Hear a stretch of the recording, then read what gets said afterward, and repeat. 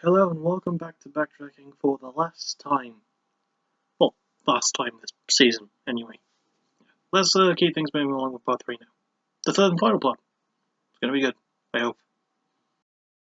So we carry on from where we left off with his 9th studio album, Couldn't Have Said It Better.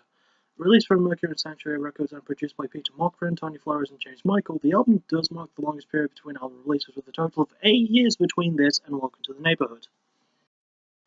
It also includes only the third time that Jim Steinman hasn't written anything at all for the album itself, that is with the exception of bonus tracks, none of which I listen to, because as always I find the basic version of the album, which is a weird thing to say because the last 2 tracks of the album are covers.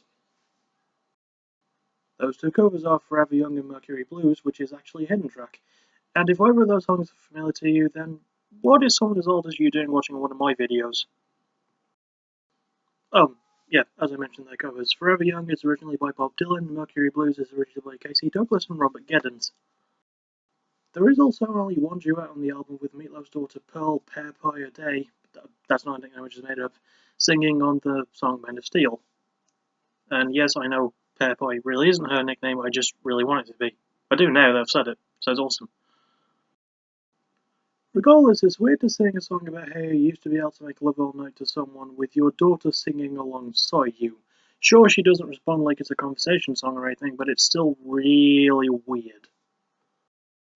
Besides that, I don't really have many other facts to go off on this album besides the original title.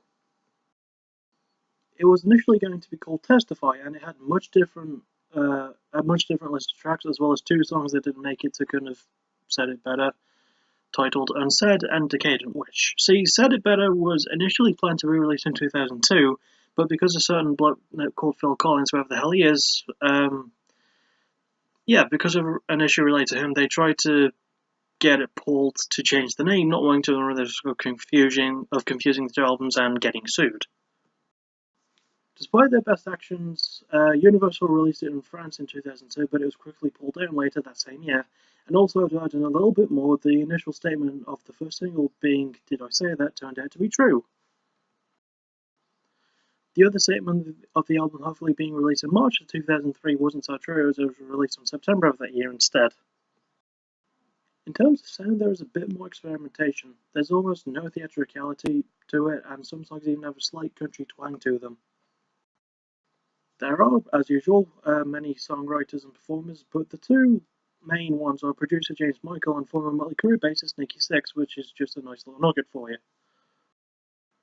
Standout songs include Did I Say That?, Man of Steel, Testify, You're Right, I Was Wrong, and my favourite in Love You Out Loud.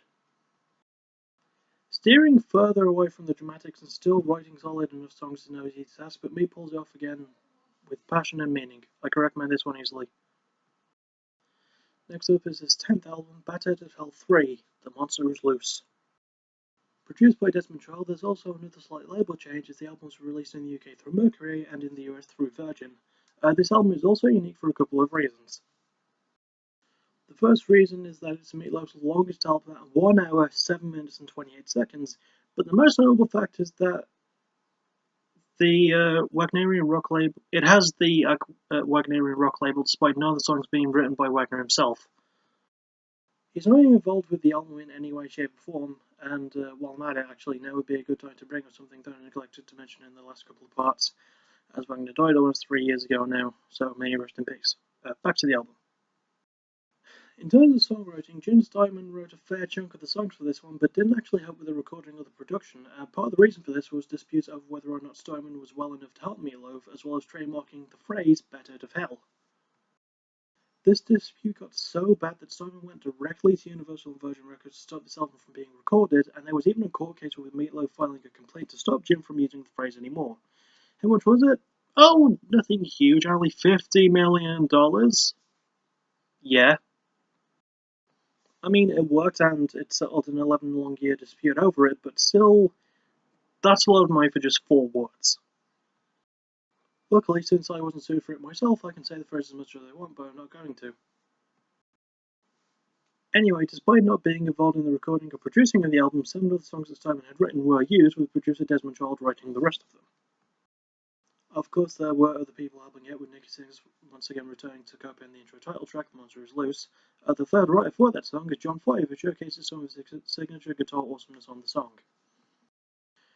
And as is usual with Leaf Mode, there is a fair few guest appearances on this album. Patty Russo returns on the song What About Love, Marion Raymond sings alongside Meaty on the track It's All Coming Back to Me Now, David Otunga's wife Jennifer Hudson appears on The Future Ain't What It Used to Be, and Queen's only guitarist and noted Badger enthusiast Brian May appears on the song Bad for Good.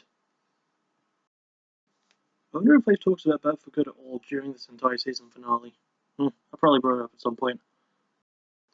The overall sound is pretty much what a Bad Out of Hell album in 2006 would sound like, with harder rock sound combined with more use of strings, symphonic elements, pianos, brass instruments, and really nice duets. Standout songs include the intro title track, In the Land of the Pig, the Butcher is King, Cry Over Me, What About Love, and my favourite in Seize the Night. Bad Out of Hell 3 shows off another great effort from Meat Loaf, proving that even nearing 60 he could still put out a tune or two. I can recommend this one. Next up is his 11th album, How Cool Teddy Bear. Released in 2010 through Mercury in the UK and Laird and Pred in the US, there is also a change with the producers as Rock Cavallo is brought in behind the booth for this one. Also, before I go on with the album, there is a lot of guest appearances on this. In fact, there's 6 people listed as guest stars in the album, with one of those people being in 2 songs, and the guest spots are as follows. Jack Black appears on the song Like a Rose, Cara Diaguardi and Hugh Laurie appear on If I Can't Have You, with Laurie playing piano on the song, Pete Russo returns again, this time on the song Let's Be in Love, and finally Steve Vai, the man who takes 2 appearances, co-starring alongside Brian May for the 2-part song Love Is Not Real / Next Time You Stab Me in the Back, and Steve Vai later appears again on the song Song of Madness. Now that is quite a lot to go through, so I'll be happy that I got it out of the way really quick. Anyway, the album sort of expands on the experimentation side of things, adding more emotional stuff if anything. There's more of a sense of fun, and there's even somewhat of a sense of humour to it. Granted, a then 62-year-old man saying I can barely fit my dick in my pants might sound strange otherwise, but Meat Loaf can somehow get away with it in some weird way. I think a part of that might just be due to the songwriters. Sadly, there is no signs of Wagner's retirement at all, but previous collaborators such as James Michael and Desmond Child pop up to help, and Meat Loaf writes some songs himself for the first time in a while. We do have some new helpers too, with such as Rob Cavallo, Rick Brantley, and perhaps the most famous name is Justin Hawkins. And yes, he did co-write the song Californians Big Enough Hey There Girl, which has the aforementioned line about Meat Loaf's own loaf of meat and how it can't fit in his trousers. I will say that whilst I don't have many interesting facts about this album, I did want to bring up a review I read on Wikipedia saying that whilst they enjoyed the album, there was no ballads at all and the pace was too much. To which I have to say, 2 things. 1, get used to the pace, and 2, you're absolutely incorrect. I don't know about you, but songs like Did You Ever Love Somebody and the closer Elvis in Vegas sound pretty ballady to me. Not traditional love ballads, but instrumentally they're quite ballad adjacent.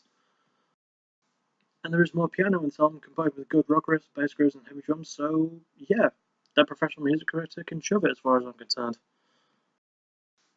Standout songs include Peace on Earth, Like a Rose, Song of Madness, Let's Be in Love, and my favourite in the 2-part track, Love Is Not Real / Next Time You Stab Me in the Back. Meat Loaf continues to age like a loaf of meat that doesn't rot over time, with a newfound sense of fun and just enjoyable, accessible experience. I can recommend this one safely, as weird as it sounds. We carry on with his 12th album, Hell in a Handbasket. Released in 2011, thereby marking the shortest release period between albums in Meat Loaf's history, there are once again some changes. We have a new record label in Legacy, and the new producers are Paul Crook and, of all people, Little John. You know, that one rapper that screams a lot? Anyway, this album, I don't like it. But before I go over that, I'll talk about some other facts, obviously. So, Legacy released this album in September 2011 to Australia and New Zealand, and it was later released in February 2012 in the UK, then the following month that year had its US release, as well as in the rest of the world. Because of this, the track listing is a bit weird depending on which version you wind up with. The 2 versions are the Australian and German version and the North American / European version, and oddly enough, there isn't any new material on either version of the album, but the tracks are listed in a different order, even with still 12 tracks on both iterations, and going over all of them would take too long, so let's go over the one that makes the least amount of sense. So, in the North American version, the album's closure is changed from Blue Sky, which is the closure in the Australian version, to Fall from Grace. That's not the big problem here, but stick with me. There's a song on both versions of the album called Mad Mad World / The Good God Is a Woman and She Don't Like Ugly, but on the North American / German version, the song Blue Sky appears as part of Mad Mad World / God Is a Woman, making the full track's title being, and clench up for this, Blue Sky / Mad Mad World / The Good God Is a Woman and She Don't Like Ugly. This is only made even more pointless when you consider that Blue Sky is the second to last track on the North American version of the album. It makes absolutely no sense, and I shouldn't even be complaining because I didn't even listen to that version, but it still bugs me. But it doesn't bug me as much as the guest appearances do. Patti Russo returns, which is always a good thing, this time singing on Our Love and Our Souls on the cover of the Mums and the Papas song California Dreamin'. The other two guest spots, not so good. Chuck D appears on Mad Mad World / God Is a Woman, rapping a few lines in the latter half of the song, but if you thought that rap from Meatloaf was a bad thing, then you'll hate this next one. The song Stand in the Storm features guest appearances from Sugar Ray singer Mark McGrath, country singer John Rich, and finally Little John himself. It wouldn't be so bad if it didn't sound like Meatloaf was slightly half-arsing it, and he's at least the most enthusiastic performer on the album. Standout songs include All of Me, Fall from Grace, Live or Die, Our Love and Our Souls, and probably my favourite 40 Days. Whilst Meatloaf really tries with this one, the album suffers from feeling really rushed and trying too hard to branch out to too many audiences at once, and the addition of the rap element is just not really good. It's not appealing to me, and I can't recommend it, I'm afraid. Just avoid it. It's not good. And finally, at long last, we reach his 13th studio album, Braver Than We Are. Released in 2016, there are yet again more changes. The new labels are Caroline International S&D, who released it in Europe, and 429 Records, who released it in the US. And yes, there is a new producer, as a dude named Paul Cruxis on the other side of the studio for this one. He sat there on the other side for the previous one, but he's on his own this time, so yeah. And as with pretty much all of the Meatloaf albums, there are guest appearances, so let's go over those really quick. Ellen Foley and Carla DeVito sing on the song Going All the Way, a song in 6 movements. Sian Coe, I hope I'm saying that right, appears on a letter track called Skull in Your Country. And lastly, Stacey Michelle appears on 2 songs, those ones being Speaking in Tongues and Loving You Is a Dirty Job, but somebody's gotta do it. Anyway, there are more behind the scenes changes and such, and those changes make things feel a lot smaller scale, which actually kind of works. Sure, the operatic feeling does return for this album, but it's lessened in a way, and that smaller scale translates into the backing band as well. There's no help from the Neverland Express or the Meatloaf Sidemen, which do not consist of the U2 group of the same name. Yeah, I had to look that up. Sure, there is still plenty of personnel to help with the backing vocals and instrumental work and all that malarkey, but it's not as huge. Another big change was the return of Stim Jaiman. Yay! He wrote pretty much every song on the album on his own, with the exception of 2 tracks, Going All the Way and More. That's not me telling you they co-wrote more tracks, the name of the song is More. It's a bit strange. Perhaps the most interesting song on the album is Skull of Your Country, which is littered with references to the Bonnie Tyler song Total Eclipse of the Heart. Okay, so it's mostly the famous Turn Around Bright Eyes line, but the fact that Meatloaf wanted to get the song made for so long and finally got the chance here results in a huge payoff. Speaking of Meatloaf, well, it's suffice to say that he starts showing his age through his voice by this point. Okay, so he was almost 69, no giggling, when this album was released, but still. I actually remember seeing him pop up on a cooking show in 2016, and he really didn't look well. I mean, he looked fine for his age, but yeah. Having said that, his voice does have this oddly enjoyable gruffness to it on this album, becoming a bit more grizzled, but it's still recognisably Meatloaf, and as is the rest of the album. It's a short 10 tracks and just over 55 minutes, but it's all very enjoyable. Standout songs include More, the name of the song, Souvenirs, Skull of Your Country, Who Needs the Young, and my favourite in Going All the Way. Meatloaf might be showing his age by this point, but he still puts out another solid effort, and the rejoining with Steinman is a huge help, and I can recommend the album ultimately. So, that's it. Season 2 is now over, and that just about does it for Meatloaf. Well, it does possibly for now. I'd have to say that my favourite album is maybe Bad Out of Hell 2. The mixture of Loaf, Wagner, and Steinman all working together created nothing but pure genius, and with amazing production and storytelling to go with it, it's just a great operatic theatrical showing. It's amazing. My least favourite is definitely Hell in a Handbasket. It's overproduced, terrible guest stars, with the exception of Patti Russo, and trying to do too much at once, and it just feels really rushed, and it results in a boring sounding album. It just wasn't for me personally, but it might be for someone else. And that's how opinions work. Anyway, that's it for Season 2, completely, but before I go, I'd like to thank you all for joining me on this journey so far from Backtracking Season 1. It really means a lot, and I want to thank all of those who have suggested bands for me to cover, as well as for just watching my content. It's so cool to have this small group of friends and family willing to tolerate my really shitty videos on here, on Facebook, on YouTube, on Discord, where I also share them, and I hope that you still enjoy them in the future. With that said, there is one last announcement to make. My first episode of Backtracking Season 3 will be covering Defeater, the band who inspired the Backtracking series. I apologise for the fact that it's taken me so long, but there you go. I'm hoping to start that near the end of this year, and I'll see you all. Well, not just then, but I'll possibly see you tomorrow because there's a UFC event. So, yeah. As always, thank you for listening. Take care. You're all awesome.